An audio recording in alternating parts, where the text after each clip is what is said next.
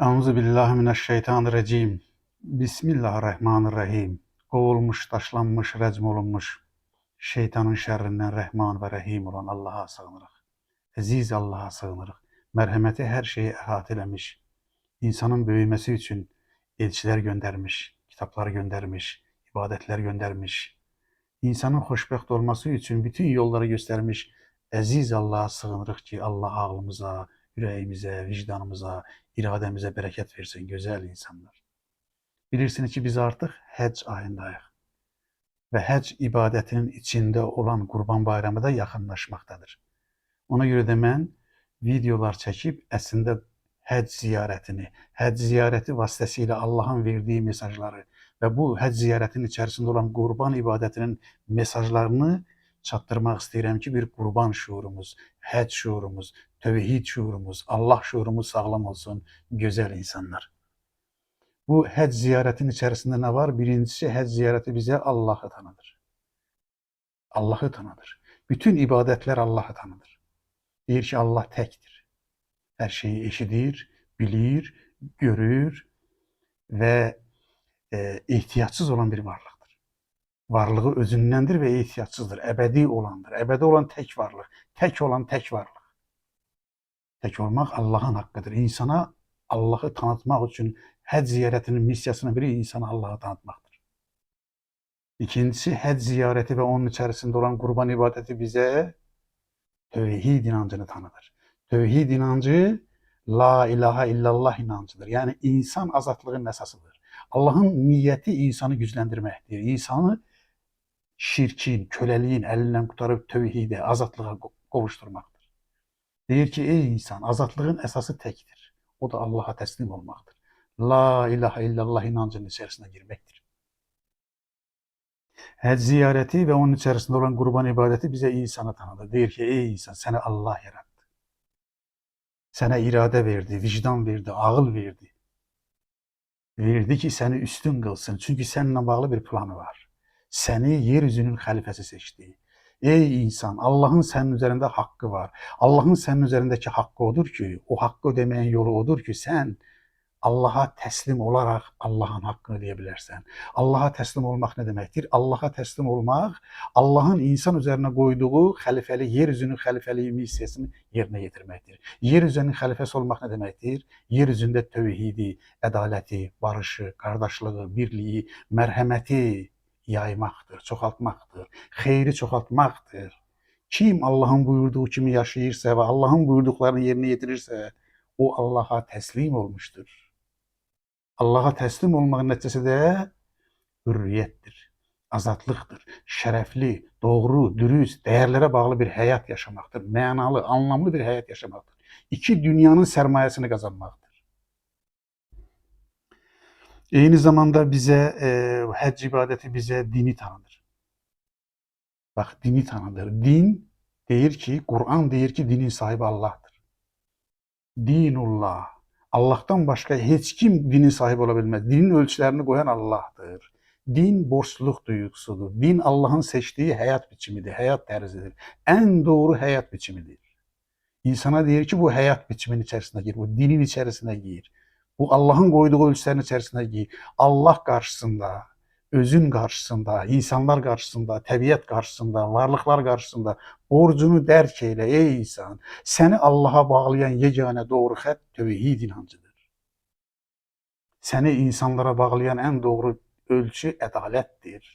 Seni tabiata, varlığa, yaratılmış varlıklara bağlayan inanca emanet şuurudur. Ey insan, her şey emanet şuuru kimi bak. Emanet kimi bak.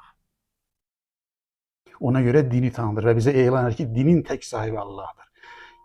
Həcc ziyareti ve onun içerisinde olan Qurban ibadeti bize elçileri tanıdır. Bakın, elçileri bize, uca Allah elçileri bize insanlığa örnek olsun diye gönderip. Elçiler en güzel örnektir. İnsanlara doğru yolu gösterir. Yaşam biçimini gösterir. Allah'a teslimiyetin ölçüsünü gösterir.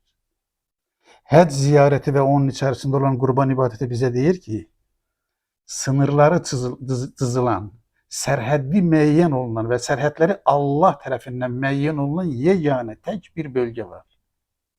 O da Kəbədir. Yeryüzündeki bütün sınırlar, bütün devlet sınırları, ora mənimdir, bura sənindir, bura bizimdir ve bu torpaqlar üzerinde, bu sınırlar üzerinde giden savaşların hamısı, bu sınırların hamısı anlamsızdır. Mülkün gerçek sahibi Allah'tır. Sınırı dizilmiş tek bir bölge var. Kur'an'a göre tek bir bölge var, o da Kabe'dir. Güzel insanlar. İnsan her yerde azat yaşamalıdır. Her yer insanın torpağıdır. Her yer mescittir. Her yer Allah'a kulluk mekanıdır. Her yer insan hakkını koruma mekanlarıdır. Ey güzel insanlar. Uca Allah buyurur ki, yani həc ziyareti ve onun içerisindeki kurban ibadeti buyurur ki, Kabe'deki tek məqam Hazreti İbrahim'in məqamıdır.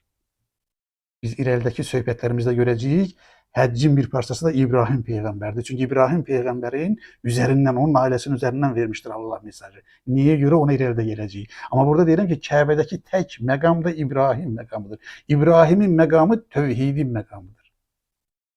La ilahe illallah'ın məqamıdır. Bütün elçilər bu məqamı təmsil edirlər.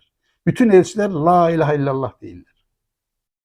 Uca Allah buyurur ki, bütün elçilerin Kəbə ilə, bu qiblə ilə bağı vardır. Kur'an ve həc ziyareti bize öğretir ki, bütün elçiler Müslümandırlar. Hazreti Adem'den başlamış son elçiye kadar Hazreti Muhammed'e sallallahu aleyhi ve selleme, Hatemül Enbiya, nebilerin sonuncusu olan Hazreti Muhammed, hamısı Müslümandır. Hamısı Allah'a teslim olmuştur. Müslim olmak Allah'a teslim olan insan demektir. Ve insanlığa değiller ki, ey insanlar, sizin örneğiniz olan elçiler Allah'a teslim oldu. Siz de Allah'a teslim olun. İzgâle lehu reb, bismillah, izgâle lehu rebbuhu eslim. Gâle eslemtu li rabbil alemin. Allah Hazreti İbrahim'e buyurdu ki, ey İbrahim, izgâle lehu. O zaman ki Allah İbrahim'e dedi ki, izgâle lehu rebbuhu eslim. Teslim ol. Allah'ın elçisinin cevabı ne oldu? Gâle dedi, eslemtu, teslim oldum. Kime? Li rabbil alemin. Bütün elçilerin şuarı budur. Onları Allah seçti ve onlar ancak Allah'a teslim oldular. Güzel insanlar. Elçilerin seçimi ancak Allah'a aittir. Hiç kim özünü elçi ilan edemez. Saxta elçilər doludur, Mehdilərlə doludur İslam alemi. Həzrəti İsa ilə, Hristiyan alemi Həzrəti İsa ilə doludur. Müsəlman alemi də peyğəmbərlərlə, Mehdilərlə doludur. Hamısını kənara qoyacaqsınız. Elçilərin seçimi Allah'a aittir. Kur'an belə buyurur. Kur'anın sözü yetmez mi? Elçilerin hayatı bize deyir ki, ey insan, imkansız hayat yoktur. Bütün elçileri Allah sınavdan geçirmiştir. Bütün elçileri burasına dikkat edin. Allah'a hesap verecekler. Bakın bütün elçiler, Kur'an deyir ki, bütün elçiler Allah'a hesap verecekler. Hesap var ey insan. Hayat var ey insan. Ölüm var ey insan. Yeniden diriliş var ey insan. Ahiret var ey insan. Hesap var ey insan. Həc ziyareti ve bunun terkipsiz olan kurban ibadeti bize Kabe'ni tanıdır. Orasını da söyleyeyim, burada yekunlaştırın. Bakın ne söylüyor? Kabe dokunulmazdır. Kabe dokunulmazdır. İnsanlığın toplanma merkezidir. Burasına lütfen dikkat edin. Müslümanların değil sadece. Kur'an-ı Kerim Kabe'ni insanlık üzerinden tanıdır. Buyurur ki Kabe insanlığın toplanma merkezidir. Lütfen dikkat edin. Emin bölgedir, tehlikesiz bölgedir. Hidayeti, doğru yolu gösterir, istikameti götürür. Neye göre biz namaz kılanda Kabe'ye yönelirik? Çünkü istikameti gösterir. Tek bir istikamet var.